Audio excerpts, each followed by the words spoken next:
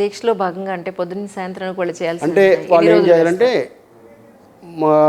ఒక పూటే భోజనం ఉంటుంది, అలాగే నేల మీద పడుకోవటం, బ్రహ్మచర్యం పాటించడం, అలాగే వాళ్ళు నిత్యం కూడా అమ్మవారిని ఏదో ఒక భవానీ యొక్క నామాన్ని స్మరణ చేయటం, చన్నీళ్ళ స్నానం చేయటం, నది ఉంటే నది దగ్గర లేదంటే ఇంట్లో నుంచి చన్నీళ్ళు స్నానం చేయటం, చక్కగా ఈ 40 రోజులు అంటే 40 రోజులు మండల దీక్ష ఇది.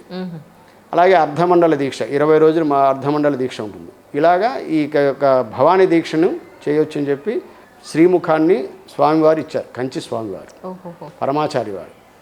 పరమాచారి వారి అనుగ్రహంతో ప్రారంభమైన ఈ భవానీ దీక్ష ఆయన 1982లో ఇక్కడికి వచ్చారు. ఆయన పరమాచారి వారు వచ్చి అమ్మవారి దగ్గర, అంటే అప్పుడు ఈ అమ్మవారి దగ్గర లోపల కొంచెం ఇరుగ్గా ఉండటం చేత కొంచెం పద్ధతి చేశారు. అప్పుడు 3 మాసాలు దేవాలయం కట్టేశారు, లోపల అమ్మవారి దర్శనం లేదు ఎవరికప్పుడు.